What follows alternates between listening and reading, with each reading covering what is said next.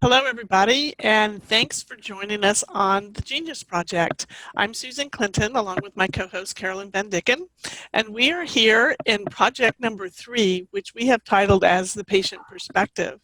Carolyn is actually going to lead this one and take you through with one of her clients and their story. Thank you so much, Carolyn.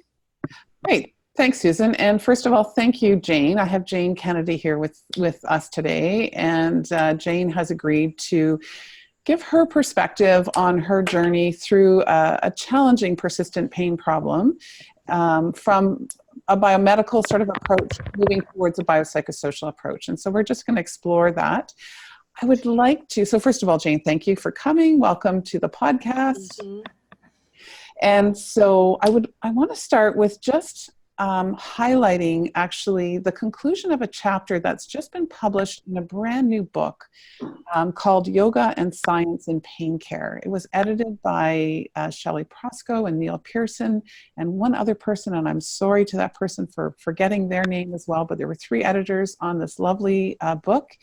And the very first chapter was written by Joletta Benson. And Joletta Benson in the pain world is probably pretty well known at this point as a very strong, positive patient advocate. She has a lovely website called My Cup of Joe. And Susan and I are hoping that maybe we can bring her onto our next podcast and interview her and her story, but also on her work as a patient advocate in the space to increase awareness and knowledge of evidence-based pain care. So what I'd like to do today, what I'd like to do today is just go over I'm going to read her conclusion to her chapter, and I'm going to stop at different points, and I'm going to ask Jane to kind of reflect on Joletta's sort of interpretation of her pain journey, but then reflect back to her own pain journey and bring us into her story as well.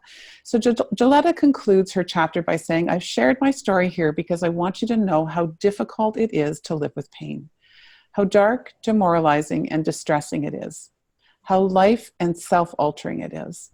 And I want you to know it takes hard work to get out of those dark places. I want you to know that change is possible, but that it's not easy. It takes time and persistence, compassion and courage. My hope is that my story bolsters your own compassion and courage, your kindness and patience, your hope." And Joletta is talking to healthcare professionals here. She says, "I hope it bolsters your compassion, your courage, your kindness and patience, your hope when you're working with people in pain.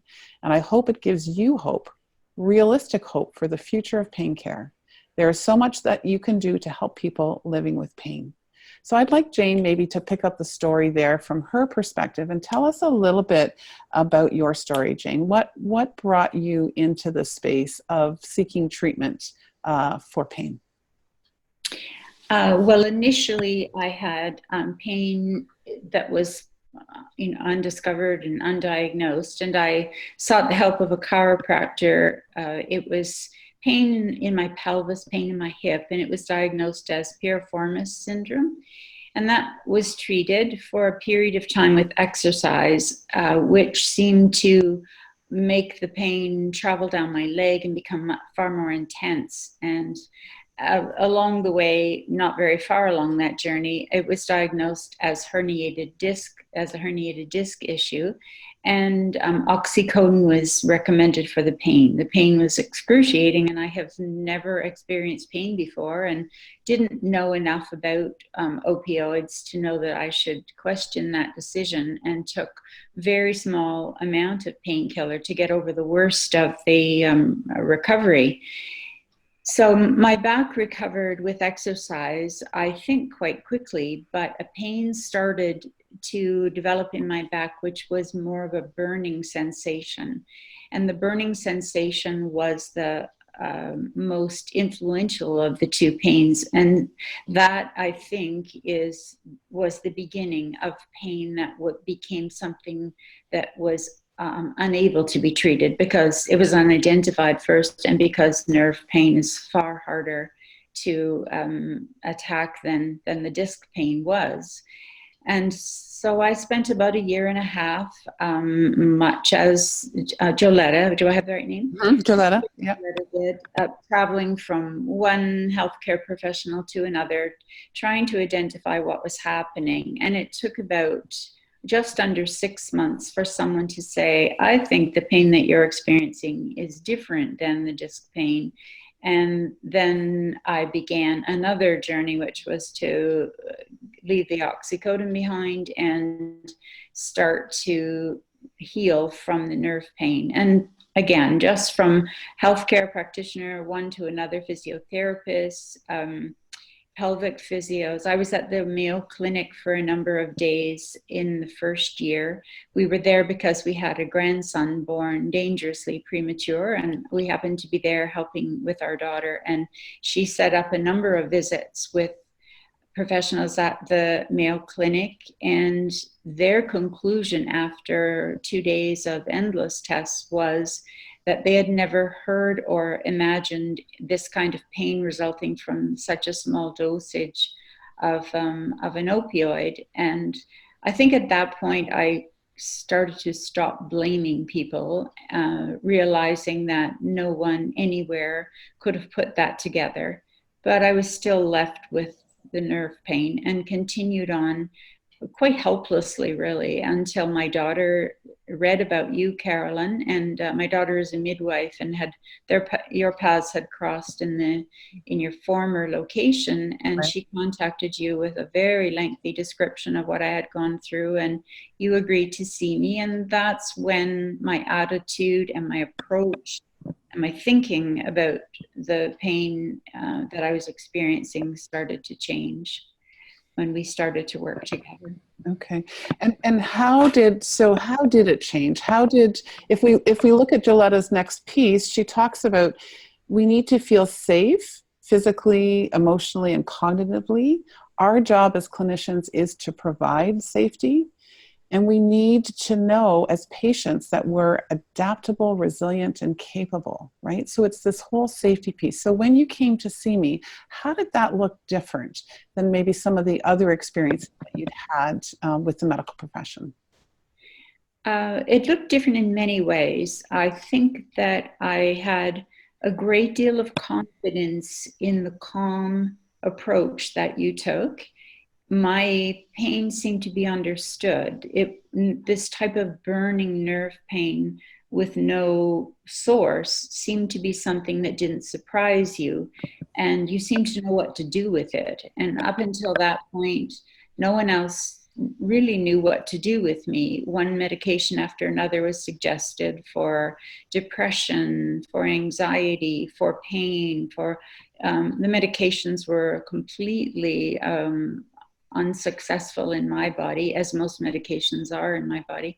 And you took an approach which was to listen and not be surprised. It was a story you had heard before. You were ready to listen at great length, and everything I told you seemed to be something that perhaps you had heard before and you knew where to go with it. So that was a big thing. I felt that I had a knowledgeable coach who was ready to help me with exactly what was happening to me. You identified exactly what was happening to me, and that was the first time that had happened. I think I love that word, that terminology, probably better than anything I've heard described, but a knowledgeable coach, right? So this was your journey, Jane, and this was your journey to kind of discover, and you had a lot of insight into what needed to change in your life, but you didn't have maybe the bigger framework around of understanding of where to put that in, right? I didn't have an understanding about the concept of pain. I didn't understand that the pain-brain connection and what my pain really was. I think as most people who are fighting this initially think that something needs to be fixed. You know, if I could just find the right body part to change, alter, deal with, then I would be fixed. And I think that you were able to show me and convince me that there wasn't anything to fix except the way that I was going to go forward in my life, carrying the pain that I did experience, hoping that that pain could be reduced or perhaps viewed in another way, but there was nothing to fix. And that was a revelation to me. Right. I had read a fair bit about the plasticity of the brain, and I knew it from an intellectual point of view, but I hadn't applied it to my own body. And you helped me to understand that there I was. That's the concept that applies, and you are living proof of this connection. And so some clinicians, and mostly clinicians will be listening to this podcast, Jane. So from a clinician perspective, one of the barriers that we see in educating patients about pain or getting them to really understand down to their toes their pain symptom is that therapists are afraid that patients will then think that you're telling me it's all in my head, that the pain is not real. Was that your experience? Is that something that you heard at the beginning of this journey, or can you give us a little bit of insight into that piece? Mm-hmm. It was framed very differently from that approach. I think everyone's knee-jerk reaction is, I must be imagining, or that means my pain isn't real. If it's something that it is brain-induced, or if there's this connection between the cellular pain and the brain, then it must be something I can control. If it's just in my imagination. Yes, I think that was probably an initial reaction. Mm-hmm. Yes. Mm-hmm. So if we go on and listen to Joletta's words again, she says, we need to be heard, believed, and validated, which is kind of what you're talking about right now. Mm-hmm. You need to hear us. Listen as much as you educate. Learn from us, just as we will learn from you. We need to understood and also to understand. So that's really where the role of sort of pain education comes in, doesn't it? To really kind of sit back and listen to the patient's story, but then also in the right amounts, give the patient the information, give you the information that you need to be able to make sense of your story. Mm-hmm. And that is an evolution. I don't think that that's something a patient would understand instantly, but I think you evolve in your thinking. You read, I read, I listened to you. That image of the life preserver is so accurate, because I did cling to every word you said. I read every word that you sent. I listened to tapes of your own voice in body scans and things like that, so that I could actually hear your voice calming me. So yes, the role of listener is important. And I think it's important to take a patient and move them away from their story, because in the end, how we arrived at this point becomes less and less important. And what we do with what we have now is the thing that really matters. Your past story, your 2 years, your 5 years, however many years of step-by-step story you have to tell, really, in the end, isn't as important as you think it is. What's important is the kind of pain that we bring to you is very similar, one patient to another. And so we need to start from there. Stop telling our story and start working with the kinds of modalities, the kinds of ideas that are going to move us out of that. So that's a great segue into kind of the next component, and that is really discovering who we are, right? Discovering. Sorry, Susan. There's a lot of background noise there.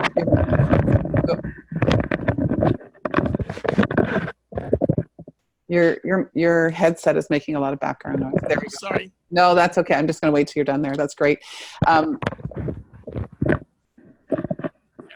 Okay, beautiful. So Joletta says next, she says, discover who we are as people, right? Who we were before pain, who we are now, who we want to be. And that's kind of what you're talking about now, Jane, is right. We come with a story. We need to understand that story so that we can bridge some understanding for the patient around how they got to this place. But then the most important piece is, and where do you want to go? what do you want to do next? What do you want to reclaim in your life again, right? What are your goals? And so, yeah, sorry. tell us about that.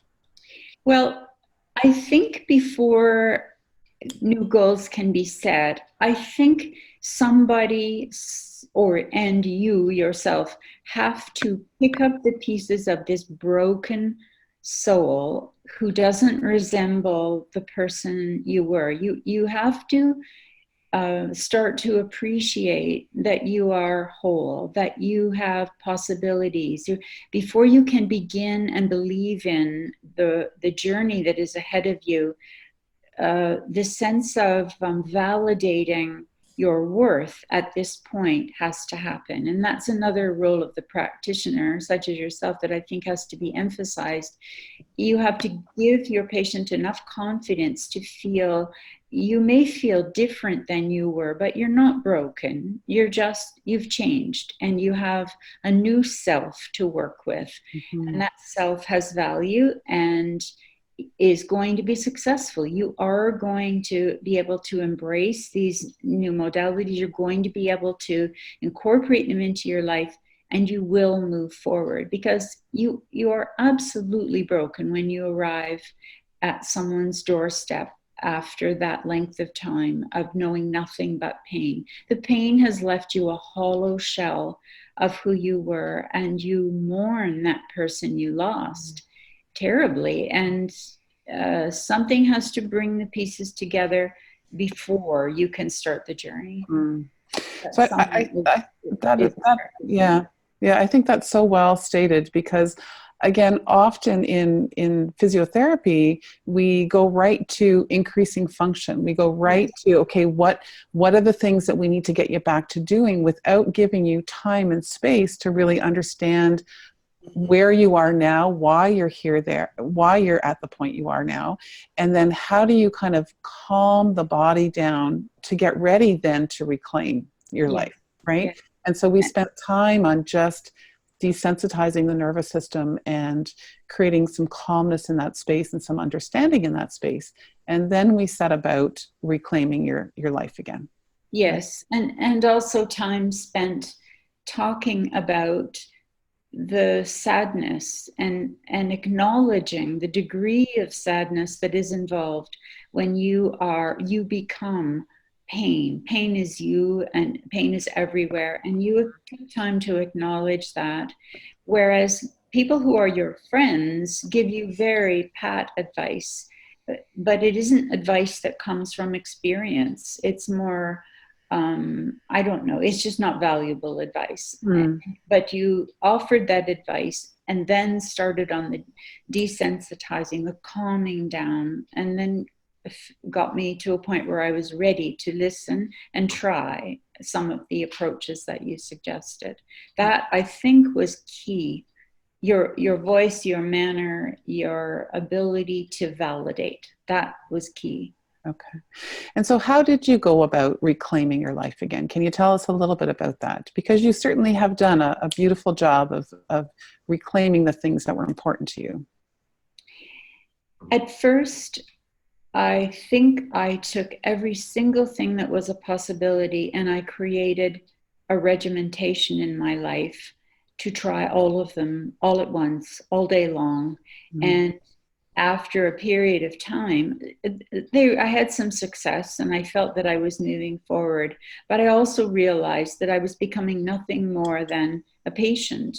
I was a patient who meditated. I was a patient who walked. And then I was a person who did a yoga routine. And then it was far too regimented. So I needed to evaluate what was working and what wasn't. And I needed, after things did start to work, I needed to figure out how to incorporate them into a life that I recognized, not a life that involved nothing but therapy. So are you wanting to know which things I found successful? Yeah, sure. Why don't you give us an idea of maybe how you reclaimed some of the things that were important in your life, like going back to cycling and walking and Yes. Cycling, I have not resumed. Okay. It was a huge part of my life, and that one is next on the table. Yeah, that's right. What I did do, one of the things that was most helpful was purposeful walking. And when I say purposeful, I don't mean fast or long, although I did go for very long walks. I never ever had to stop walking, which was really a huge bonus. But I started incorporating it into a gratefulness approach. So while I walked, I looked and thought about things that made me feel grateful for my day, for the day that I had in front of me, not the day I wished that I had, but the day that was there. I'm a person who has enjoyed my camera in the past, and I'm not doing it now, but at that point, I took it with me, and I walked the same journey most days, which is along a lakeside for 4 kilometers or so, and I started to take photographs of things that were representative of this actual walk. It's a beautiful walk, and so it isn't hard to find things that inspire you. I started looking at light. I started looking at things in the natural world, and those are the kind of things I photographed. So walking was absolutely successful. I found meditation to be useful to me. I used the body awareness, which is a 10-minute slow down, think about other parts of your body evaluation. I still use that most days. And then I follow that with another 20-minute meditation, which is a bit more recognized, more formalized than that. So about 30 minutes. And most days, many days, I do that. I've always been a yoga fan, and so I continued with that. My yoga teacher has a very, very small classes and was really receptive to what I was bringing to her. She knew me before I was injured, so we had the before and after to work with, and I go to her every week as well. So that was useful. What else? Tell me about your social, because you're a very social person. You have lots of friends, and I think there was a good chunk of your time where you would be hesitant to maybe make dinner plans or have people in for dinner, those sorts of things. Yes. My friends, I have a core group of women friends, and the husbands are friends of both of us, so that was helpful. They really supported me by having our social times involve walking, because I was unable to sit at all for anything. So that precludes lunch, dinner, anything really. So they were willing to just make walking dates. And so they joined me and we would walk. And sometimes there's a beach where I walk. So I would make muffins, bring chairs. We would sit and, just for a few minutes after our walk, we'd have a social time where we would bring coffee in thermoses. And so I tried to make it feel as normal as possible. They did invite us many, many times to dinner, and I would try to sit for dinner for a bit, and then it was fine if I went to lie down and they kept on talking.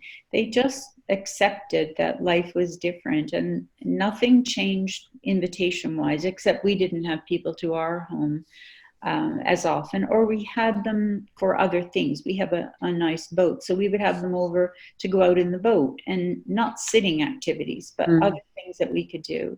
So the friends were really, I didn't feel the isolation that Joletta did in her story. Right. We just revamped how socializing happened. And how did you regain sitting again? Carolyn said, sit. There's a chair. There's a chair. We started a little bit at a time, though, didn't we? We did. I mean, it was to the point where I had bought a kneeling chair. You brought that with your... brought the kneeling chair with me and hauled it into your office and sat on the kneeling chair. I was there at least an hour and a half on my first visit and used the kneeling chair. And I remember 1 or 2 visits later, you had said, well, try just sitting, and sit to the back of the chair. Don't perch on the edge of the chair, just sit. And I think it was a very small step, but it made it seem more sensible to me that I should try that. I had not been sitting to eat. I ate meals at the counter. I never sat. When I went to the Mayo Clinic, I had a plane ride lying down. I could not sit in the plane to get there. I rode in the back seat of cars lying down for a very long time, which wasn't a good idea, but I had to get to emergency rooms or wherever.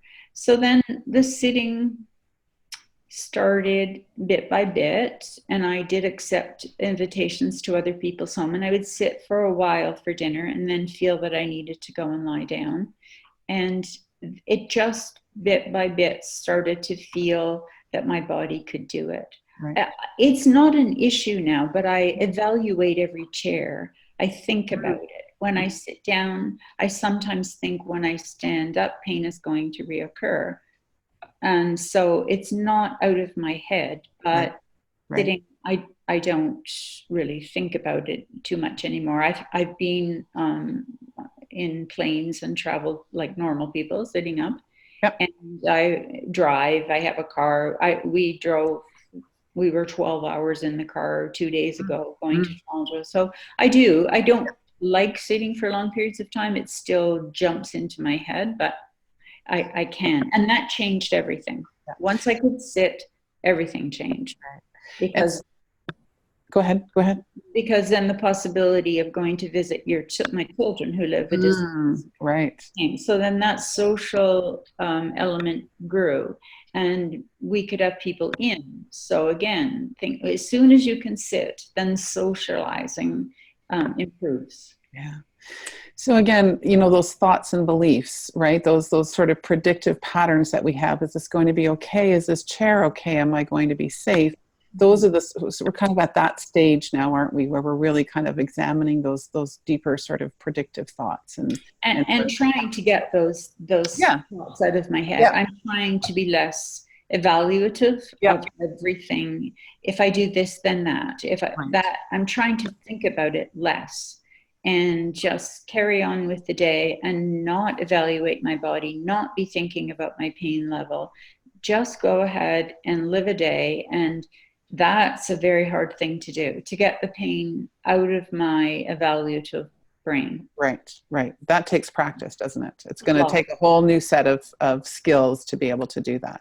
Yes, that's going to take a long time. So it certainly has been a journey, right, of persistence, of strength, of resilience, of building resilience. And Joletta says, help us foster our patience, encourage our persistence, emphasize our strengths, our resilience, and our adaptability, our courage. And I think, Jane, that many of our sessions were really kind of centered around that piece, weren't they? You'd be there with your notebook, kind of taking notes around what we said, but it was around, okay, what's the next strategy for, gaining back the life I want, but also for developing more resilience? Yes, and I think after a time, the pattern of how things needed to work became more obvious to me. It wasn't that I could look to you for any more solutions. I needed to take what you had taught me and internalize it and go forward with my own tools. I think the cheerleading role, you pulled back. I saw you less often, and the need for a cheerleader changed. I always know that you're there. The contact through email for a practitioner is absolutely invaluable, because as long as it's not overused. But there are times when you really, really need to ask a question. You need to bounce something off. You have a pain and you're pretty sure it's nothing to be worried about, but that knowing that you are going to answer that question briefly or at length, whatever it deserves, but knowing that you're there is absolutely, I just find that to be one of the things that keeps you steady, keeps me steady. Yeah. I like to call that supported independence, right? Where I'm there to support your ability to become and do the things that you want to do, but you do need to provide that support. So I think email is crucial. And I find my patients don't take advantage of it. They use it reasonably and respectfully. And it helps very much both of us to kind of just touch base and kind of reconnect when we need to. And it's probably better from the very beginning not to be offering a phone call unless you are desperate. Right. And I knew that if I was feeling desperate that I could do that, but I think the email is a very good substitute, an adequate substitute. Right. Okay. And so then Joletta's last piece that maybe we'll just speak to is, there is hope. There's such realistic hope for everyone living with pain. There is so much that is possible, so much that can be done, no matter how long someone has lived with pain, no matter how many limitations they have. Bring that hope forward. Again, she's saying this to clinicians, to all of the people you work with. Be convincing so that you will be convinced. There is such hope that pain can change, that lives can change. You can help make that happen. There are many paths forward. There are endless possibilities. You can show us the way. So any comments on that last thought around the importance of hope and the importance of the endless possibilities that the nervous system can change? I do find that valuable, but I think the reality is, maybe for me, maybe for everybody, is that maybe the pain will never go away. I think the hope has to be based on hope for a life that is worth living. A morning you're happy to wake up, to greet, but not hope that you will be pain-free. I don't know if that is helpful, because I think for a lot of people like me, when a stressful situation comes up, the pain is elevated. Mm-hmm. The thought that I will be pain-free is something I'm not sure I believe. So let's reframe that for just a moment and say that if we understand that pain is a protective mechanism that the brain produces to get our attention that something in our life needs to change, that there's more danger messages coming in than safety messages, right? Mm-hmm. Can we reasonably say that we should have hope that the nervous system can become less sensitive and that the pain can more reasonably respond to maybe actual threats instead of just potential threats? So from Jane's perspective, from your perspective, Jane, you still are left with this persistent pain problem, right? You certainly are not at a point where you would say, my day-to-day life is pain-free and that I only get pain when there's a danger to my system. No, I could not say that. Right. No, and I may never be able to say that, but I also am far more ready to accept that life is still lovely and worth living, even if I am not pain-free. It has to, I think, in your head, stop being your only goal. That can't be the only thing that will make you feel successful. It may happen, it may not happen, but you need to, I think, find things that give you joy along the way so that the journey is still okay with you and that you are settled with that and satisfied enough with that if the pain-free level isn't reached, you're still a person with a good life to lead. Yeah. I guess that's what I would say. Okay. Not that I'm not still trying. I am still trying. And when things do improve, when I'm able to do something I didn't think I would be able to do, then I'm happy. But I think to be settled, I have to stop letting that be my goal. So we call that the secondary suffering piece, that we need to stop struggling against kind of the pain so that we don't create all other kinds of distress that then creates more sensitivity in the whole system, right? Mm-hmm. And so you very much have come to the point where you know that struggle is much more manageable. It's not that you don't struggle at all, right? That's also part of being a human being, but that we're not sort of focused on that struggle so much. No, and I do think that we're not finished. Yeah. I don't feel as though I'm a graduate, but things have changed so much, and without that person, without you believing my story and giving me something to work with other than time might make it better or this pill might make it better, to give me other tools, I don't know what I would have done or where I would be without that. Right. So Jane, thank you so much for sharing your story and sharing your journey with us. Is there any sort of one last thought? So Joletta we've kind of used some of Joletta's words and your words to encourage clinicians to take a broader perspective. Is there anything you would like to leave with clinicians? Because that's primarily who will be listening to this podcast, around your perspective as a patient, around how you hope treating the pain system will move forward?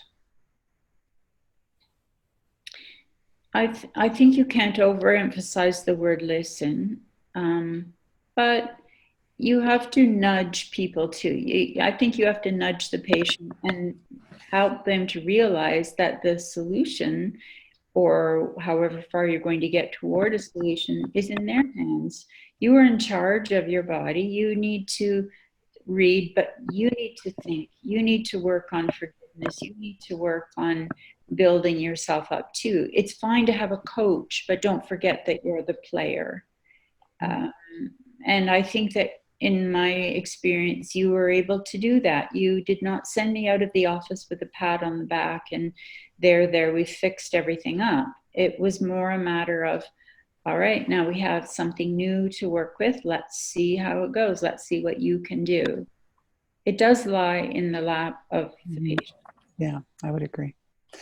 Awesome. Well, thank you again for sharing that. Your story, I think, is invaluable in this space. And thank you for taking time on an early Saturday morning to join us and tell your story. Well, it's much nicer to tell a story framed this way than it is to recount all the steps of a story that I'd rather put behind me.